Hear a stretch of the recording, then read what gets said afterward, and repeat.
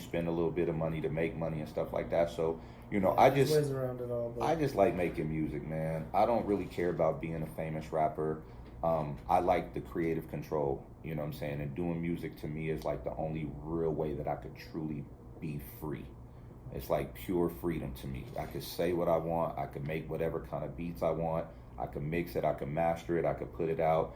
And, I don't make music that people's gonna dance to. You're not gonna sit there and get jiggy to the club to my shit and stuff like that. But if you actually sit and listen to it for a minute, you might pick up on some game, you know what I'm saying? Or even if you know me and you're wondering, hey, what's been going on with Len, listen to the music, you'll know exactly what it is. You know what I'm saying?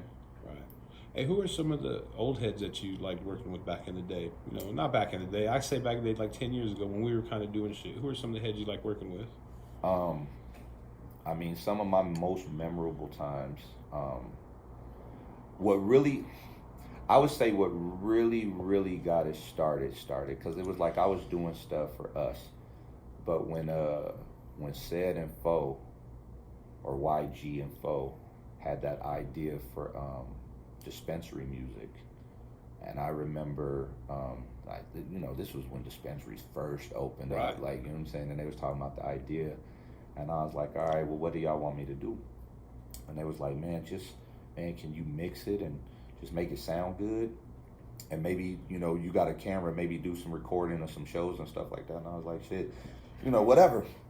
So we did that, and they started getting recognition and stuff on like the Westward, and you know what I'm saying, even with the beef with Quote and Iman, you know what I'm saying? Like, no, talk about that. I don't it wasn't really, well, they came out with a dispensary music as well. So it wasn't okay, really yeah, no beef or that. nothing like that. But it was some copycat shit. Yeah. And then after that, Midas had hit me and was like, hey, I'm working on the Son of the Crack Era album. He was like, man, I want you to make my shit sound like you did for the dispensary music. And I was like, bet. So I started working with Midas on his project, and that shit ended up getting Album of the Year in the Westward and shit like that. So then people started calling, right, and was like, yo, can you master my stuff? Can you master it? And I was like, yeah. So I just started taxing, you know what I'm saying, $250 a pop, and I was doing about 4 a week. Damn. You know what I'm saying? And it was like, the people that, like, you're dealing with rappers. So you're dealing with different types of individuals from different hoods and different sides, and different, this person don't like this person and stuff like that. Now, tell me about it. Sometimes you meet up with these people and get your payment.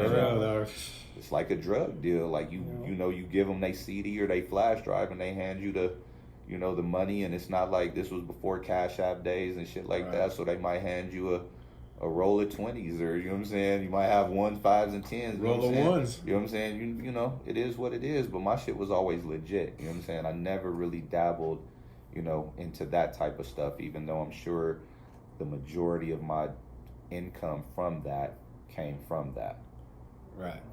And if you didn't get that, rewind that. Yeah, you know what I'm saying? I ain't got to spell it out for you, but you know what I'm saying? If you ain't got it, you ain't got it. But yeah, that's really what got it. So Foe, like Midas, I worked with Q Burst, which was like my favorite rapper.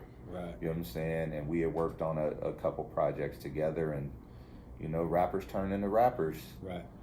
Now I kind of want to ask this question, but I don't want to ask this question because you're kind of older. But like when you say Q Burst, there are cats that are like kind of, there's elite, or there's really, A+ rappers from the state throughout the years, but then there's those ones like Q Burst that were kind of on a different level. Dez was on a different level. Who was the female rapper that just passed? Miss Solo. Miss Solo I was worked on with her. that level. Miss Solo was on our first, like, Miss Solo, I fuck with Solo. You know what I'm saying? R.I.P. From day one. She was cool with my cousins. And I remember my cousin came over and was like, yo, I got this girl that could rap. And we was working on this album, Contender compilation. It was the very first album we put out. And she had came, and we was doing this song called Cold World. And played the beat and stuff like that. And I did my verse, and my brother did his verse. And she was like, yo, I think I got something. I was like, all right. female, yeah, whatever. And she started busting. Busting, huh? And I was like, I just looked at my brother and we just started grinning. And I was like, yo, she is fucking ill as fuck. And we worked together a lot. She was pretty much on every project that we ever did. For real? Yeah, she was on every single project. And I did a couple videos for her. I did a video with her and Marvelous. And then I did another one of her videos called Damn. This was before she moved to Cali and was fucking with, was it EAC, I think it was? Yeah, this was before that, but yeah, I always had, respect for Solo, you know what I'm saying? She was even, I did a documentary on, called Between the Lines about MCs, and one of the segments was about female MCs, and I used her, I used Bianca McCon, and I used Quay. You know what I'm saying? Cool Quay. All dope. You know what I'm saying? Because I know her pops, like, you know what I'm saying? Pops went to TJ too. Okay. But he played football at TJ. What was his name? Trey Waddles. Probably younger. He's older than me. He might be about your age, man. He was a running back for TJ. I'm still a little older than you. He would have. No, he's older than me though. Nah, no, but I'm still. Yeah, no, I mean, I think he's closer to your age. But yeah, them was the 3 females that I worked with. But yeah, Solo was dope. She's probably, I would say hands down, she's probably the dopest female rapper out here. I'd put her up against anybody. Who else would you say is kind of elite like that? I'd say Q-Burst for sure was elite. Like, he was probably one of the dopest ones. Did you ever fuck with him, or did you ever record with him? Who? Q-Burst? Yeah, Q-Burst was at my house like every day. We did a whole album called Hoodies and Sneakers, the Adidas Project. Talk about that. Oh, shit. You got mad history, bro. Like, yeah. You're talking about shit that I don't even know. And like I said, these are people who, and this is no disrespect toward anyone else, these are people that really were at the top, like ready to burst through. Oh yeah, Q-Burst was he was up there. Like, he was the first person I seen with a CD that was actually in the store. Him and fuck, I forget the other crew's name. It was, I just know it was Ace and Mad. Paradox, that's what it was. Paradox, yeah, Ace and Mad. I just know Ace and Mad, but Paradox. Shout out Ace. They was the first ones. They had a CD in Media Play. Was it Yeah, Media I Play off remember of that. 16th Yeah, Street? yeah. Okay. And I was like, yo, these dudes is, Paradox. because that's how I met Q-Burst, was from TJ. And I remember I was listening to DJ Quick's Safe and Sound album. Mm-hmm. And he was like, what you listening to? And I told him, and he put his headphones on and he started rapping to himself. And this was before Lenny Lenn. But I always remembered him. And we had ended up coming back into contact again.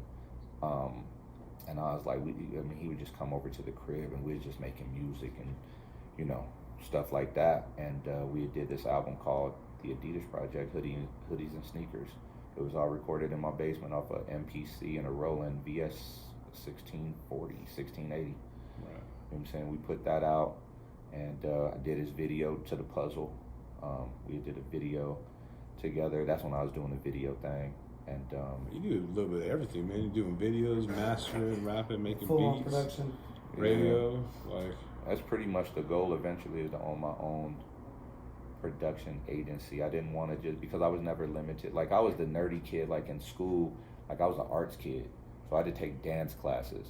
You know what I'm saying? So I took jazz dance, I took ballet. Like, I actually had to do a ballet recital. I would walk through the hood up and down 34th carrying a fucking cello. That's not gangster. You know what I'm saying? Not And this at all. was in the mid 90s where, you know what I'm saying? Like, you might have had to step over a syringe or a crack vial, or, you know what I'm saying? Somebody might, you know what I'm saying? Like, this was, you better not wear the wrong color on the wrong side of the boulevard. Like, you was getting smoked for starter jackets and shit. And here I am walking down the street, light-skinned nigga with a cello. Most people don't even know what that is. Right. So I stayed in the house, but other, like, the first, like, Black Hole Posse was the first one I ever seen with a tape. And these was like gangsters that was living in the neighborhood, and Right. they had a tape. And then my homeboy Carl Banks, rest in peace, he was the first one that I ever seen like actually have a tape, and they was putting it in Spins and Sunshine, and was it Russell's on the east side? I think it was Russell's Records and Tapes on the E. He actually had a tape, like a cassette with their pictures and stuff that was shot in the hood. And that right there was just like, yo, those was my early influences. But then I was like, yo, I could definitely do this better. So as far as being a rapper, even doing the videos, But then I started doing it, and I was like, nah, I don't, you know what I'm saying? Because the money wasn't really there. And it was like I felt bad charging people to do like editing and stuff like that. But then it was like, yo, I'm getting this. Like, Right. I'm already getting this rate, so I don't feel bad about telling you what my day rate is because I'm already getting this now. And if I do your job, then I'm giving up this money. So in order for me to do this, like, I get the homie hookup, but it's like, yo, I could either do your project for, you know, most people, you tell somebody over $250 for a video, they gonna look at you and be like, huh? And they want you to use your equipment, you do the editing, you do the locations, you do this, this, and this, everything. Where I could just go to work and I could show up and sit at my desk using everything and I could make $400 or $500 a day. Unfortunately, man, do the simple math. And if you want to really talk street number shit, like, let's talk street numbers. You gonna give up this amount of work for this amount of work? You probably ain't gonna do that. So let me just talk in the layman's terms that you might understand, lame man. Dang. I guess that's me being an asshole again, but we're gonna just go ahead and do it. Hey, I mean, you're keeping it real. You know what I mean? That's what it is, though. You know what I'm saying? I mean, what are you gonna do? You're gonna go to work and make $500, you know, for the day instead of the $250. And I'm probably gonna be working for. It's gonna be more than a day because you're gonna want to do this, and then you're gonna want to go smoke, and then you want all your homie. Right? I ain't doing that shit. You know how much this equipment costs? My camera's more than your day, but what you're paying me, like, nah, dude. And I used to tell people, you know, the up and comers that were trying to do videos at the time, like, yo, these local hip hop videos ain't the shit, bro. Right. It's really not. Like, you take your skills and you can make money, like real money. And that turned into me shitting on the scene and stuff like that. I was like, yeah, okay. I'm just telling you, like, I mean, you know, you want to spend. I know what camera you got. I know how much you spent for that type of shit, and I know the amount of work you're doing. You think that's cool? Nah, it's no different than working in the radio, getting paid concert tickets and fucking selfies. Right. You think that's cool. You think it's cool to hang out with these rappers so they could give you a plug on Facebook and say X amount of person did the videos. X amount of person did the videos. Some of these same people, they couldn't walk into a business and really get a job. Right. But it's like them kind of putting in work, though, too, paying dues. You know what I mean? Kind of, you know, check. Yeah, but how long you gonna pay dues, man? Eventually, them dues is gonna pay off. Just like I told the program director, in 5 years, I want to be in your seat. You still want to be doing local hip hop videos 5 years from now for $250? No, not at all. Some of them do. Yeah, they're down. They're down. And that's okay, man. And they look like they're $250. They definitely look like. I remember when I first got my real TV job. You know what I'm saying? I remember when I walked in, I had my resume, I had my reel. I had all this stuff that I did. And I remember the dude looking at me and was like, yeah, that's cool, but what have you done for real? And to me, I took offense to that because to me, that was real. That was real. That was as real got. This is what I've done. Mm-hmm. But then it's like, you start working, but then you also